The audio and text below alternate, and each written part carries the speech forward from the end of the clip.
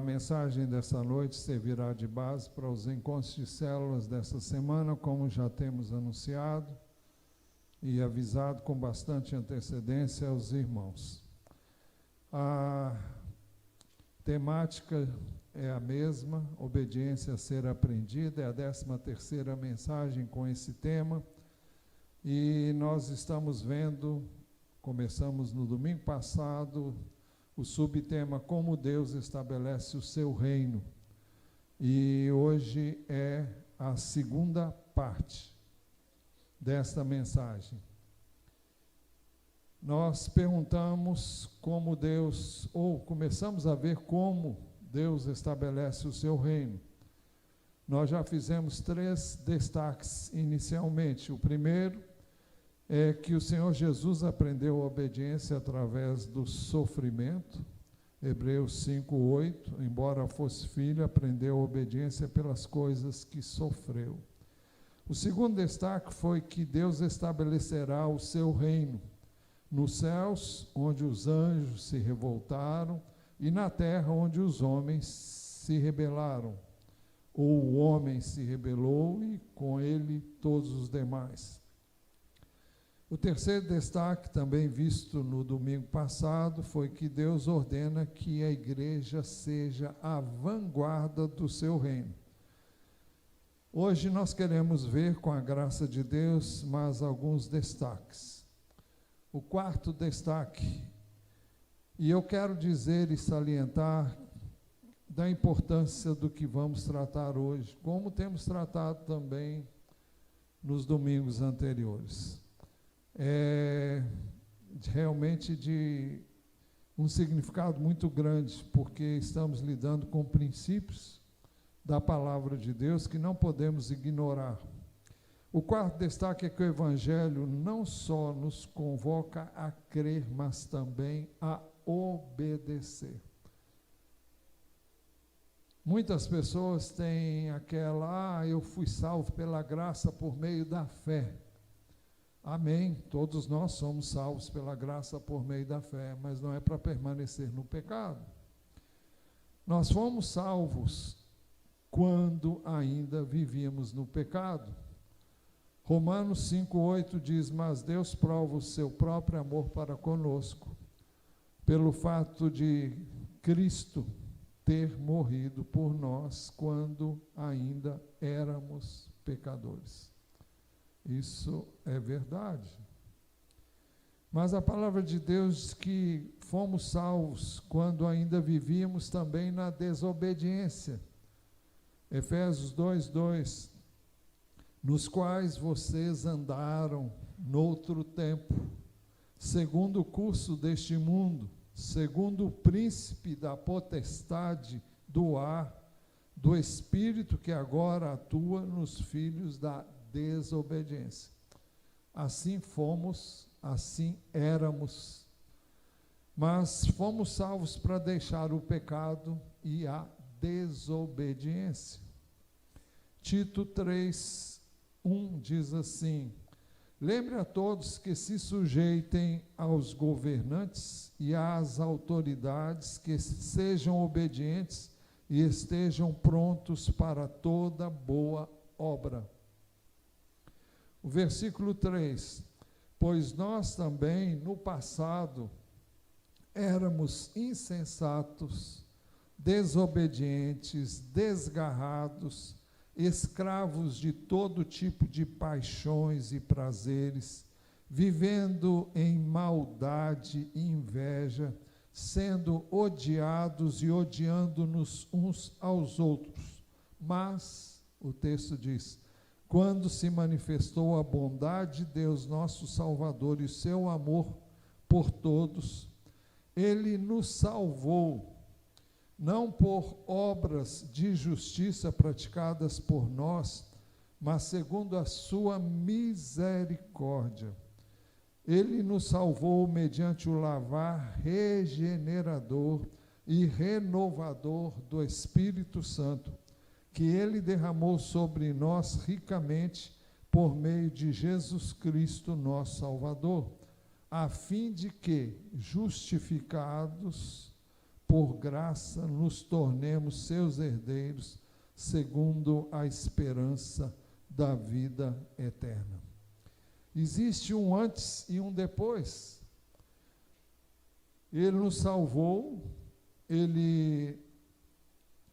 salvou mediante o lavar regenerador e renovador do Espírito, que Ele nos concedeu ricamente por meio de Jesus Cristo, para que, uma vez justificados por graça, nos tornássemos seus herdeiros, segundo a esperança da vida eterna. Mas isso implica em mudança de vida.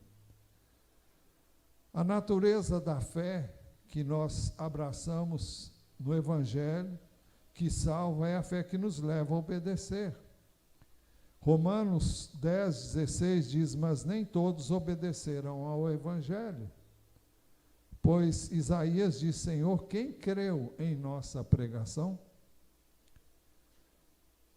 O que este trecho que cita Isaías 53, versículo 1, quer dizer com Senhor, quem creu em nossa pregação? É o mesmo que dizer, Senhor, quem obedeceu a nossa mensagem? A natureza da fé no Evangelho que salva é a fé que nos leva a obedecer.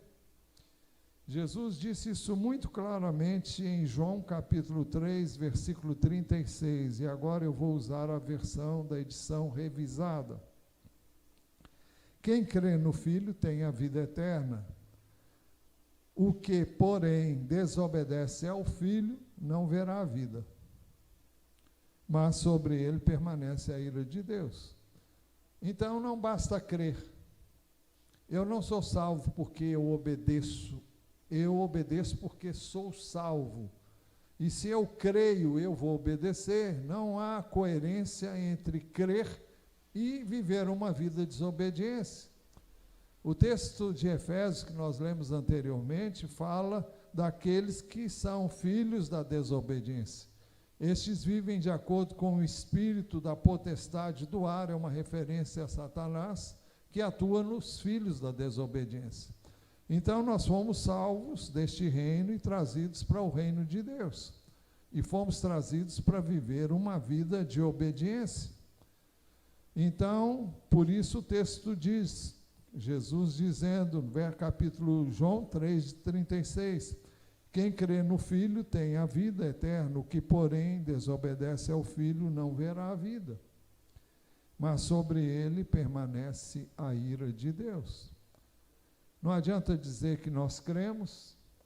Os irmãos sabem que o Brasil inteiro alega que crê em Jesus, mas o Brasil inteiro crê, na sua grande maioria, como todo mundo crê que Pedro Álvares Cabral descobriu o Brasil. O que isso muda na vida das pessoas? Nada, absolutamente nada. Então, saber de fatos e acreditar neles não muda as coisas. O que muda é uma fé que nós colocamos na pessoa certa, e colocando a nossa fé em Jesus, ela vai nos trazer mudanças que vão resultar em obediência. Aqueles que não obedecem a Deus, ao Evangelho do Senhor, são rebeldes contra Deus e o Senhor Jesus. Segundo Tessalonicenses, capítulo 1, versículo 7, a segunda parte e o verso 8 dizem assim: quando do céu se manifestar o Senhor Jesus com os anjos do seu poder, em chamas de fogo, tomando vingança contra os que não conhecem a Deus e contra os que não obedecem ao Evangelho de nosso Senhor Jesus Cristo. Então nós vemos que o Evangelho, a obediência implica em crer no Evangelho pregado por Jesus, mas o Evangelho que Jesus pregou implica em obediência. Lá, estou me lembrando de um texto que eu não tenho aqui registrado, mas está no Evangelho de Mateus. São os últimos versos do Evangelho de Mateus, onde nós queremos ler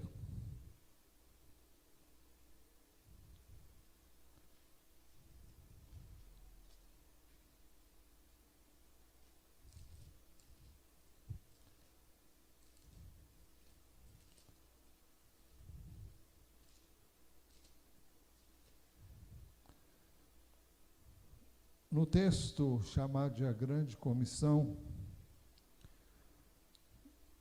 O Senhor Jesus disse no verso 18: Jesus, aproximando-se, falou-lhes, dizendo: toda autoridade me foi dada no céu e na terra, portanto, vão e façam discípulos de todas as nações, batizando-os em nome do Pai, do Filho e do Espírito Santo, ensinando-os a guardar todas as coisas que tenho ordenado a vocês.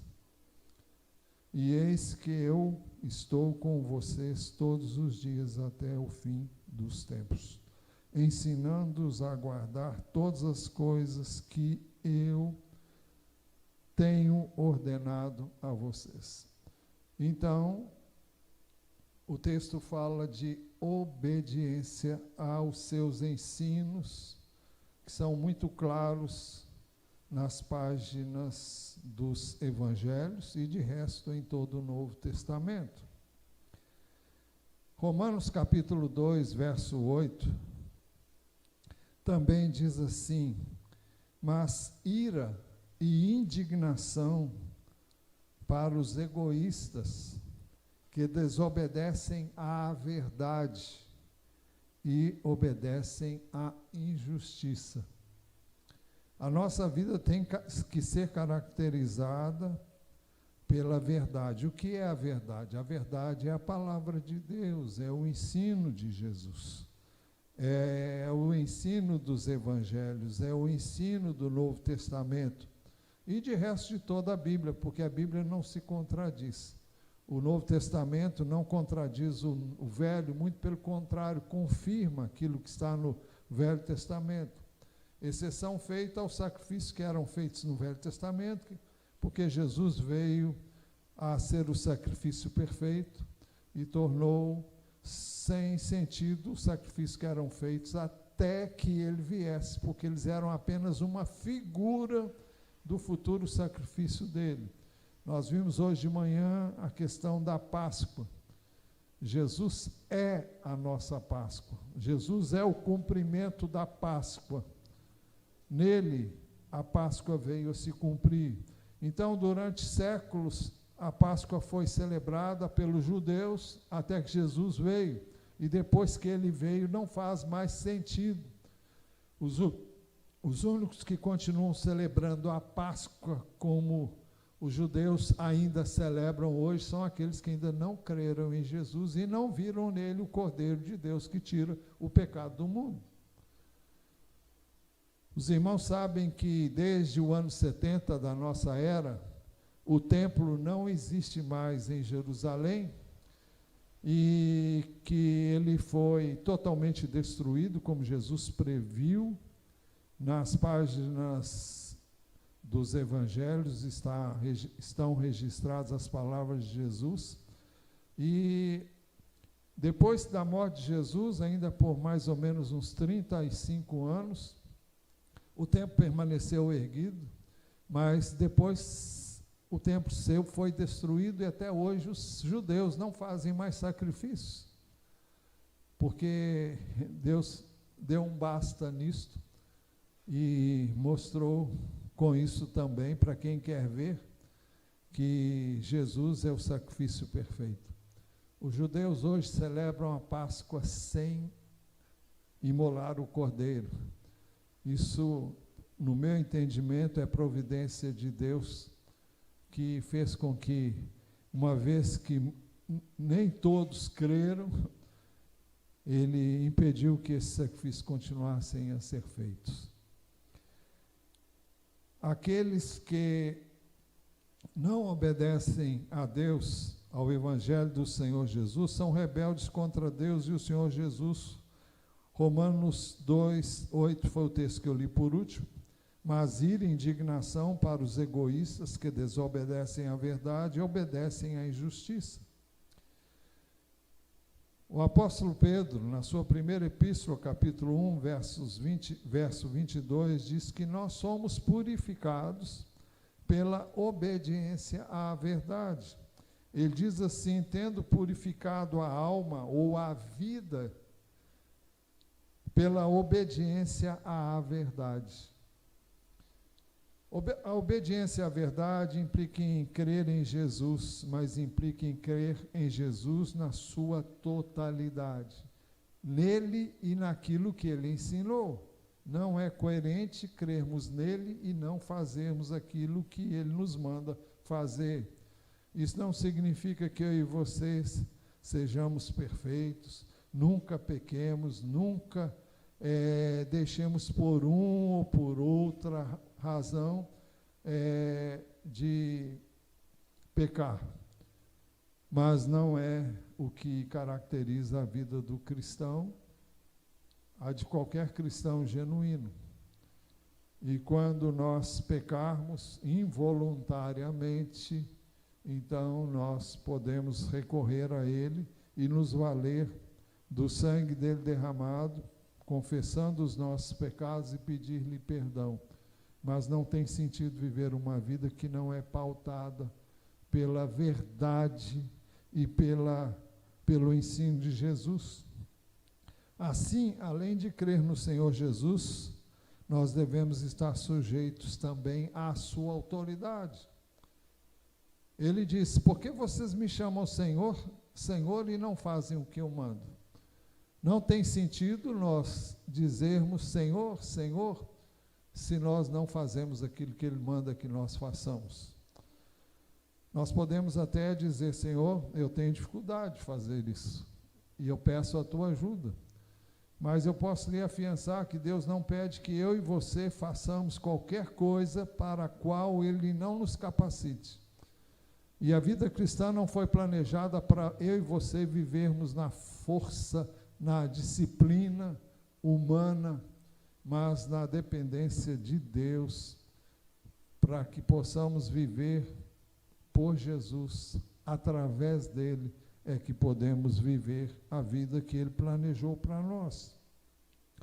O apóstolo Paulo, depois de encontrar-se com Jesus e ter sua vida transformada, perguntou: Senhor, o que devo fazer? Aquele que perseguia a igreja, ao encontrar-se Jesus, ao saber que era ele e quem ele era, a primeira coisa que ele fez foi chamar Jesus de Senhor, aquele a quem ele perseguia. E ele disse: Senhor, o que devo fazer? E agora?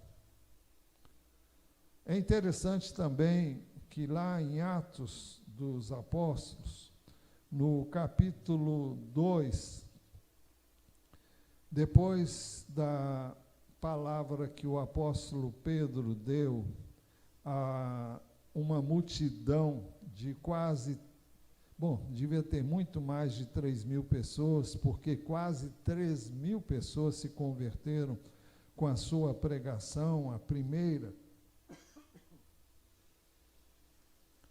O texto diz no capítulo 2, lá no verso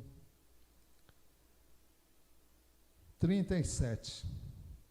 Quando ouviram isso, ou seja, aquilo que Pedro havia dito, ficaram muito comovidos e perguntaram a Pedro e aos demais apóstolos: que faremos, irmãos? E agora que nos demos conta da loucura que fizemos, o que vamos fazer?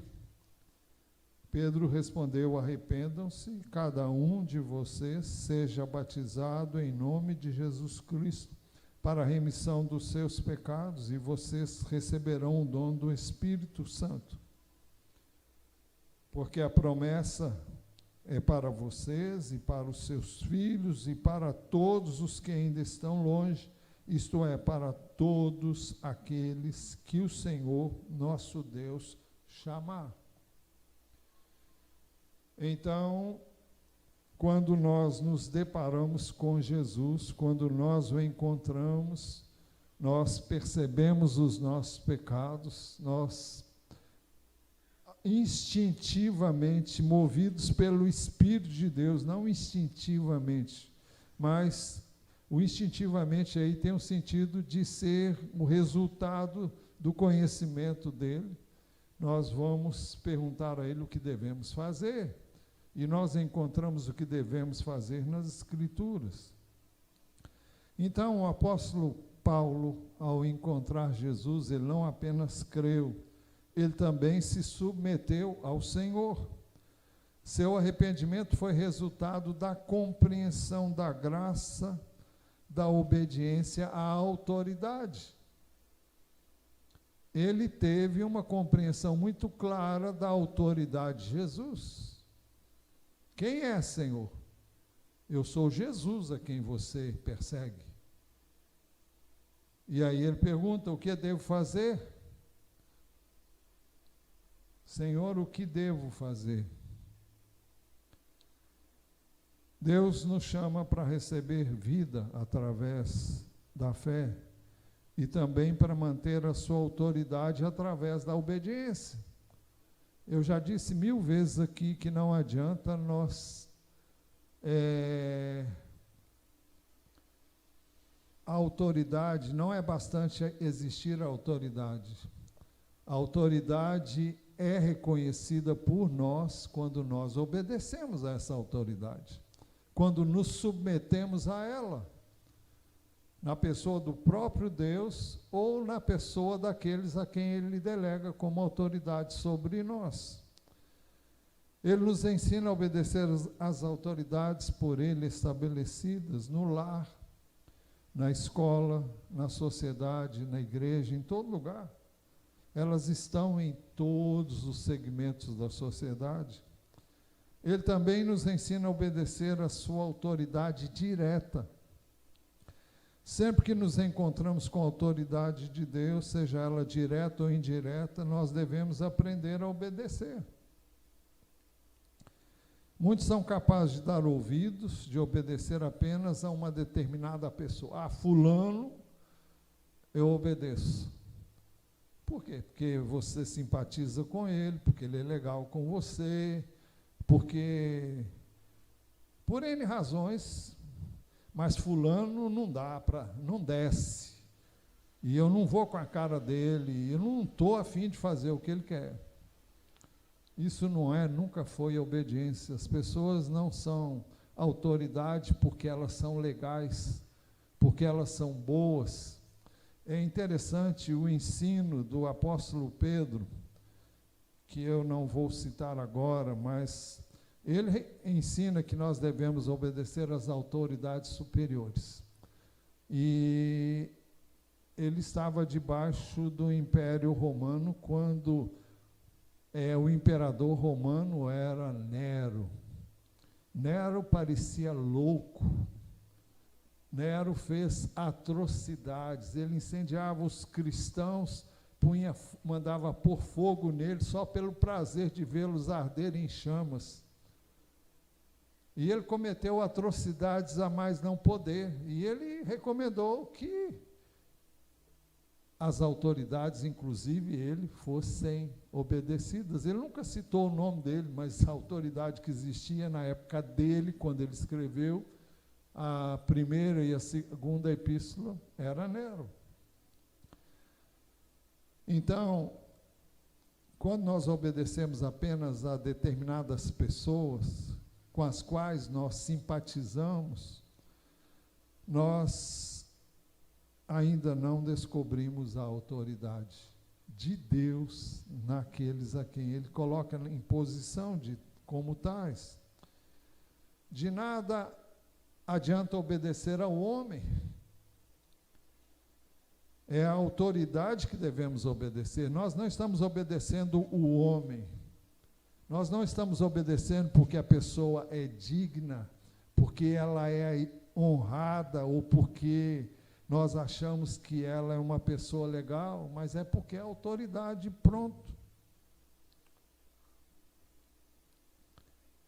Quem não conhece a autoridade não tem ideia de como é rebelde.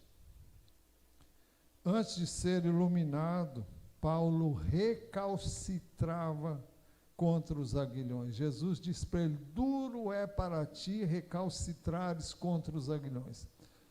Eu creio que todos aqui sabem o que significa isso. A linguagem é de alguém que dá, de um boi, que quando aguilhoado, quando cutucado com uma ponta de aço ou de ferro naquela época, ele dava coices para livrar-se daquele aguilhão, e o resultado disso é que ele se feria cada vez mais. Então ele está dizendo, Jesus disse para ele: é duro para você recalcitrar contra os aguilhões, e recalcitrar significa dar coices. Você vai ser ferido cada vez mais. Por isso, ao se encontrar com um humilde homem, como foi o caso de Ananias, todos nós sabemos que Paulo ficou cego depois que viu toda a luz que irradiava da pessoa de Jesus, e quando ele se encontrou com ele, ele se achou cego, ficou cego durante 3 dias, e Deus enviou um homem que ele não conhecia, nunca tinha visto, mas ele estava orando, e Deus falou com ele que ia enviar um homem, e esse homem deveria ser recebido, e falou a mesma coisa com Ananias. Ananias retrucou: mas Senhor, esse homem persegue a tua igreja. E Jesus disse: olha, vai, porque ele é para mim um instrumento, e eu vou usar esse homem. Vai lá, impõe as mãos sobre ele para que ele recobre a vista, recobre a visão, e para que fique cheio do Espírito. Quando o apóstolo Paulo recebeu esse homem, que ele nunca tinha ouvido falar, que ele não conhecia, e que se deixou ser um instrumento para curar a cegueira dele, para, ao impor as mãos nele, ele ser cheio do Espírito Santo. Mas antes de receber, ele só pôde recebê-lo porque reconheceu nele a autoridade de Deus. Ele não viu o homem, ele viu a autoridade de Deus naquele homem. O quinto destaque: através da igreja as nações se tornam o reino de Deus. Deus não pode estabelecer o seu reino se a igreja não aceitar a autoridade de Deus. Deus obtém o seu reino, primeiro, no seu próprio Filho, o Senhor Jesus. Marcos 1,15, Jesus disse, o texto diz, ele dizia: o tempo está cumprido, o reino de Deus está próximo, arrependam-se e creiam no Evangelho. Nós já temos visto que Deus estabeleceu o seu reino primeiro no seu próprio Filho, que foi obediente ao Pai, na condição de homem. Homem, eu estou falando de Jesus, naturalmente, e nessa obediência, ele foi obediente até a morte, e morte de cruz. Então, ele foi o primeiro em quem Deus estabeleceu o seu reino sobre a terra. Então, Deus obteve e obtém o seu reino primeiro no seu próprio Filho, o Senhor Jesus. Depois, na igreja. Já temos lido muitas vezes aqui Efésios 1, 22 e 23. E sujeitou todas as coisas debaixo dos pés de Cristo, e para ser o cabeça sobre todas as coisas, o deu à igreja. a qual é o seu corpo, a plenitude daquele que a tudo enche em todas as coisas. Então, Deus sujeitou tudo debaixo dos pés de Cristo, para que ele fosse o cabeça sobre todas as coisas, e o colocou na igreja como tal, como cabeça. E o texto diz que ele foi dado à igreja, que é o seu corpo, e que é a plenitude daquele que a tudo enche em todas as coisas. É uma referência a Jesus, que tudo enche em todas as coisas. Então, a igreja deve manifestar a vida do Filho, que foi obediente até a morte, e morte de cruz. Finalmente, Deus obtém o seu reino em todo o mundo. Quando? Isso ainda não aconteceu. Apocalipse 11:15 diz: o sétimo anjo tocou a trombeta, e houve no céu vozes fortes dizendo: o reino do mundo se tornou de nosso Senhor e do seu Cristo, e ele reinará para todo o sempre. Esse texto do livro de Apocalipse mostra o momento quando Jesus vai estabelecer o seu governo sobre a terra. A igreja ocupa o lugar, então, entre o reino que está na pessoa do Senhor Jesus e o reino que, na sua mais ampla expressão, acontecerá quando o reino do mundo se tornar de nosso Senhor e do seu Cristo. Eu já vi muita gente declarar: o Brasil é do Senhor Jesus. Quantas pessoas já ouviram isso aqui? Com certeza. Nada é tão errado quanto isso. O Brasil não é do Senhor Jesus. Como? O Brasil será do Senhor Jesus quando os brasileiros colocarem Jesus no coração. Então, não é porque eu declaro que as coisas acontecem. O Brasil é dele, porque o mundo inteiro é dele. Mas o reino dele não está no coração de todos e não é reconhecido por todos. Então, eu não posso declarar que o Brasil é do Senhor Jesus no sentido de ter o seu reino. É porque ele é dono de toda a terra, porque ele criou todas as coisas, tudo foi feito por meio dele e para ele, e sem ele nada do que foi feito se fez. Mas não no sentido espiritual, porque Deus não impõe o seu reino, Deus não estabelece o seu reino, senão quando o homem crê em Jesus e o recebe como Senhor de sua vida, como Salvador e como Senhor.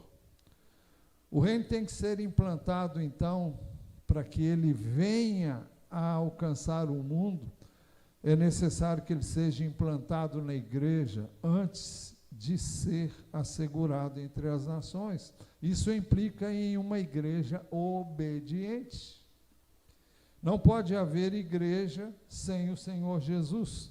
Também não pode haver uma extensão maior do reino sem a igreja. A igreja coube a tarefa de levar o evangelho a toda criatura. Quando estava na terra como homem, o Senhor obedeceu em todos os detalhes. Por exemplo, Jesus pagou o imposto do templo. Mateus, capítulo 17, verso 24, aí está 26, mas nós vamos até o 27. Quando Jesus e os discípulos chegaram a Cafarnaum, os que cobravam o imposto das 2 dracmas se dirigiram a Pedro e perguntaram: o mestre de vocês não paga as 2 dracmas? Perguntaram. Pedro respondeu: claro que paga. Quando Pedro estava entrando em casa, Jesus se adiantou dizendo: Simão, o que você acha? De quem os reis da terra cobram impostos ou tributos? dos seus filhos ou dos estranhos? Quando Pedro respondeu, dos estranhos, Jesus lhe disse, logo os filhos estão isentos. Mas para que não os escandalizemos, vá ao mar, jogue o anzol e puxe o primeiro peixe que fisgar. Ao abrir a boca do peixe, você encontrará uma moeda. Pegue essa moeda e entregue aos cobradores para pagar o meu imposto e o seu. É interessante que o texto sugere que no tempo de Jesus quem pagava imposto não eram os filhos da terra, mas sim os estranhos. Mas para que eles não ficassem escandalizados, ele mandou que o imposto fosse pago. Nós não temos que concordar com os impostos, uma vez que eles existem, para que a igreja não escandalize, sejam justos ou injustos. Nós pagamos impostos. Perguntaram a Jesus se era justo pagar impostos. Ele então disse, Mateus 22, 19 a 21, mostrem-me a moeda do imposto. Trouxeram-lhe um denário. Um denário era o valor que se pagava a um trabalhador por um dia de trabalho. E Jesus lhe perguntou, de quem é esta figura e esta inscrição? Eles responderam, de César. Então Jesus lhes disse, deem, pois, a César o que é de César e a Deus o que é de Deus. Ele é autoridade, o imposto existe, então pague. E dê também aquilo que Deus pede que você dê a Deus, deem a Deus o que é de Deus e a César o que é de César.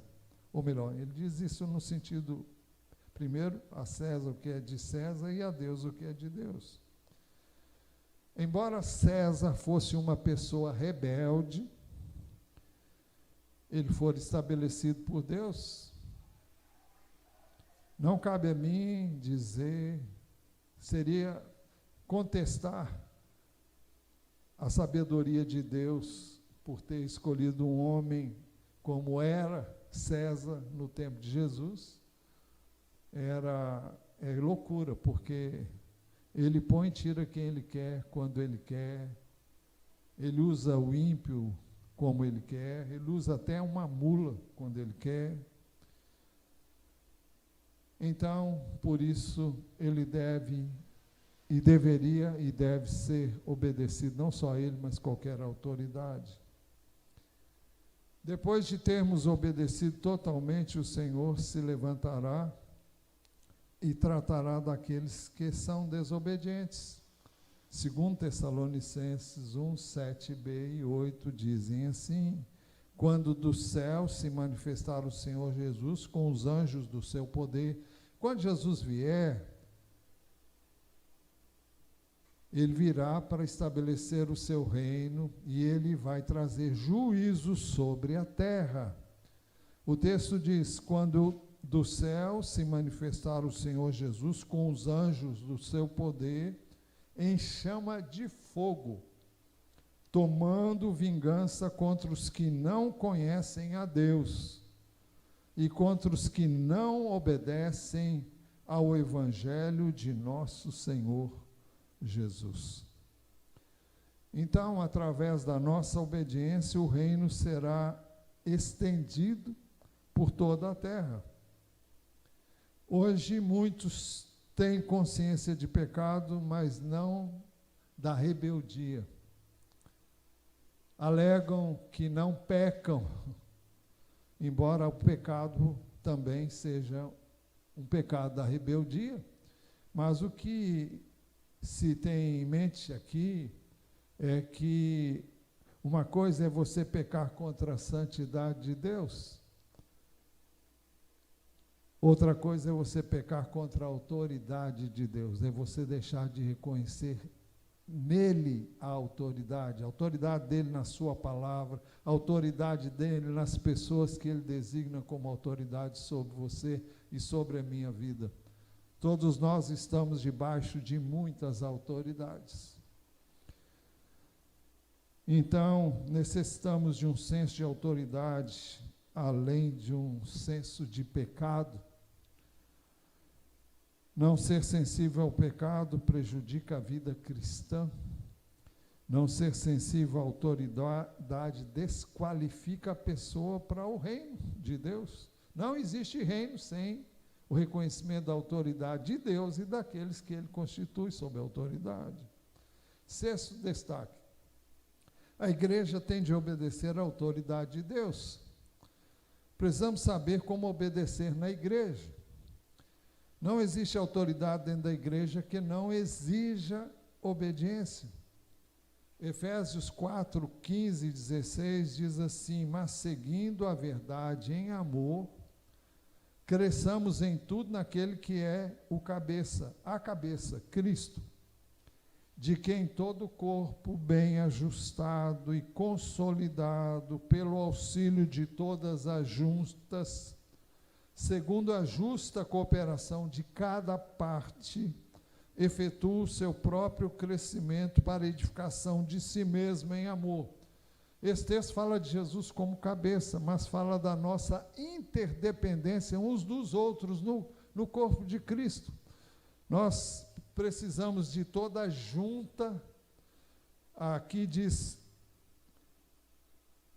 o corpo, de quem todo o corpo bem ajustado e consolidado pelo auxílio de todas as juntas, segundo a justa cooperação de cada parte, efetua o seu próprio crescimento para a edificação de si mesmo em amor. Nenhum órgão do corpo funciona sozinho. Nenhum membro do corpo funciona sem o auxílio dos demais membros. Nós funcionamos como corpo porque dependemos dos demais membros do corpo. No corpo de Cristo é a mesma coisa. Nós temos que nos submeter à autoridade daqueles que fazem o que eu não faço. Todos temos que nos submeter uns aos outros. Não podemos: fulano eu não vou obedecer, não gosto de Beltrano nem de Ciclano. Isso é uma incoerência. Você não pode tirar uma pessoa do corpo, não pode isolá-la. Seu corpo precisa de todos eles, e todos eles têm uma função e uma finalidade no seu corpo. O funcionamento do corpo de Cristo exige dependência uns dos outros. Efésios 5:21 diz assim: sujeitem-se uns aos outros no temor do Senhor. Não há ninguém independente no corpo de Cristo. Deus, então, pretende que a sua autoridade se manifeste totalmente na igreja. 2 Coríntios 10, 4 a 6, isso fica muito claro. O apóstolo Paulo diz: porque as armas da nossa luta não são carnais, mas poderosas em Deus para destruir fortalezas. Destruímos raciocínios falaciosos e toda arrogância que se levanta contra o conhecimento de Deus, e levamos cativo todo pensamento à obediência de Cristo. A mesma obediência que encontramos em Cristo e devemos a Cristo. E estaremos prontos para punir qualquer desobediência, quando a obediência de vocês estiver completa. Quando a nossa obediência estiver completa, Deus estará livre para punir qualquer desobediência. Mas enquanto nós mesmos somos desobedientes, não há como Deus agir naqueles que são desobedientes, porque nós estamos sendo pedra de tropeço na vida dos outros. Quando a igreja tiver obedecido totalmente toda a terra ficará sob a autoridade de Deus. Se a igreja falhar em permitir que a autoridade de Deus prevaleça dentro dela, o reino terá se desviado do seu alvo de cobrir toda a terra. A igreja é o caminho para o reino, mas ela pode também frustrar o reino. O apóstolo Paulo, escrevendo aos Romanos, capítulo 2, verso 24, ele diz: pois como está escrito, o nome de Deus é blasfemado entre os gentios por causa de vocês. E vale a pena ler o texto todo, que eu não vou ler aqui, porque a igreja diz uma coisa e vive outra. Então, você diz que as pessoas devem ser honestas e você não é. Você diz que as pessoas devem falar a verdade, você não fala. Então, tudo aquilo que você diz para os outros fazerem, você não faz. Você está levando as pessoas a blasfemarem do nome de Deus. Fulano é crente, fulano é cristão, e ele faz isso. Como pode o reino de Deus se manifestar se não somos capazes de nos ajustar a pequenas dificuldades dentro da igreja?